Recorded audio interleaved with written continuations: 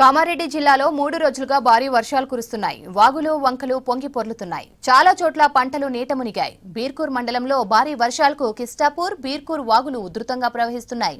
దీంతో 800 ఎకరాల వరి పంట నీట మునిగింది. అందుకు సంబంధించిన మరింత సమాచారం బీర్కూర్ నుంచి రజనీకాంత్ అందిస్తారు.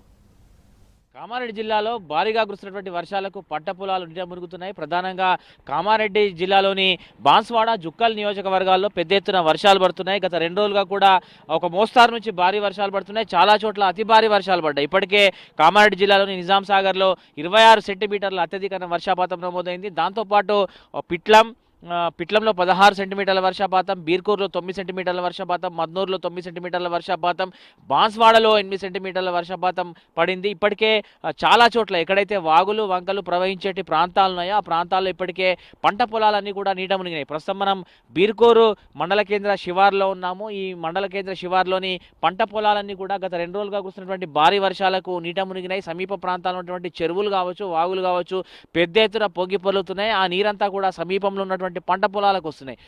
పంటలు ఇప్పటికే రైతులు సాగు మొదలుపెట్టి దాదాపు 2 నెలలు గడిచింది. ఈ నేపథ్యంలోనే ఒకసారిగా వర్షాలు ఇప్పుడు కురుస్తున్నటువంటి భారీ వర్షాలకు చాలా చోట్ల పంట పొలాలు నీట మునిగినాయి. మనం చూడొచ్చు ప్రస్తుతం బీర్కూర్ శివార్లోని పంట పొలాల వద్ద మనం ఉన్నాము. సమీపం నుంచి ప్రవహించేటువంటి చెరువు వాగులకు సంబంధించి కిస్టాపూర్ వాగుకు సంబంధించినటువంటి నీరు ఎక్సెస్ వాటర్ అంతా కూడా ప్రస్తుతం సమీపంలోని పంట పొలాలకు వస్తున్నాయి. ఎక్కడైతే పంట పొలాలకు సంబంధించినటువంటి పంట కాలువలు ఉంటాయో ఆ పంట కాలువల పైనుంచి వాటర్ అంతా కూడా ప్రవహిస్తుంది. ఈ నేపథ్యంలో పంట పొలాలన్నీ కూడా నీట మునిగినాయి. మనం విజువల్స్లో చూడొచ్చు. ముందు భాగంలో పెద్ద ఎత్తున వరి పంటను సాగు చేసేటువంటి రైతులు ఉన్నారు. ఈ పంట అంతా కూడా ప్రస్తుతం నీట మునిగింది. సాధారణంగా పెద్ద వర్షాలు వచ్చినప్పుడు ఇట్లా పంట పొలాలన్నీ కూడా నీట మునుగుతాయనేటువంటి విషయాన్ని రైతులు కూడా చెప్తున్నారు. మనతోని ఈ ప్రాంతానికి సంబంధించినటువంటి రైతులు ఉన్నారు. వీళ్ళకు ఎట్లా ఉంటుంది, సిచ్యువేషన్ ఎట్లా ఉంటుంది, ప్రతి సంవత్సరం ఎట్లాంటి పరిస్థితులు ఉంటాయి తెలుసుకునే ఒక ప్రయత్నాన్ని మనం చేద్దాం. అన్న చెప్పండి, ఎప్పటి నుంచి బాగుతుంది వాగు? కిస్టాపూర్ అలుకెంచి వస్తున్నాయి ఈ వాటర్ అంతా.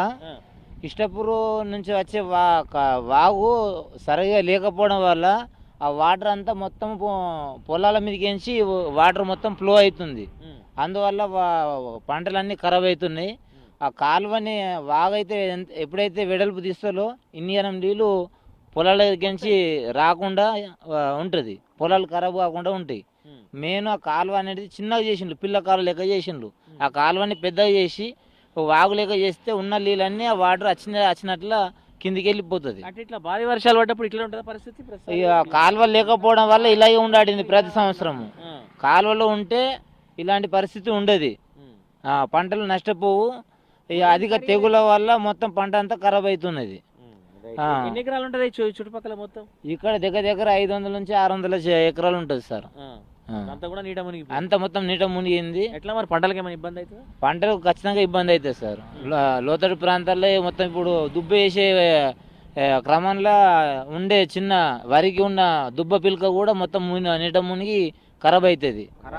పైకి కొయ్యలు వస్తాయి సార్, కొయ్యలు వస్తాయి అవి. అట్లాగే జర వాగు సరిగా తీసేస్తే ఇక్కడ అందరికి బాగుంటుంది సార్. పెద్ద వర్షాలు పడ్డ ప్రతిసారి ఇట్లా ఉంటుంది? ఇట్లే ఉంటుంది సార్. పత్తి ఇంతకన్నా ఎక్కువ దారుణం ఉంటుంది సార్. ఇంతే ఉంటుంది. ముందర కూడా ఒక వాగు వాడుతున్నది. ఆ వాగు అయితే ఇంకా అక్కడ నుంచి అక్కడ దాకా వాడుతుంది సార్. టీ షెడ్స్ కొట్టుకుపోయింది సార్ ఒకసారి మొన్న వర్షాలకు. టీ షెడ్స్గా బాగు ఇప్పుడు ఆడికేని వెళ్ళాం సార్, గన్లకేని ఆడదాకా తీయాలి సార్. ఈ జమదరావులా మా జమదరావు అంటారు, అది 4 అడుగుల నీళ్ళు పడతాయి సార్. ఇప్పుడు అంకోసుకొని చెరువు పడతాయి, బాజానేం పడతాయి, మన ఎలన కుంటాయి పడతాయి నీళ్ళు, మర్రా పెచ్చేరి పడతాయి. ఈ 4 అలుగుల సారు కిష్టపుర అలుగు, బిరుకు అలుగు. ఆ బిరుకు అలుగులకని మొత్తము అక్కడ బొరుతున్న చూడు, అది మొత్తం సంబంధం అంతే అవుతున్నది. పంటలు మొత్తం నష్టమవుతున్నాయి. పంట మునిగిపోయినాయి, అన్ని గండ్లు పోతున్నాయి, అన్ని సార్ చూపిస్తారు.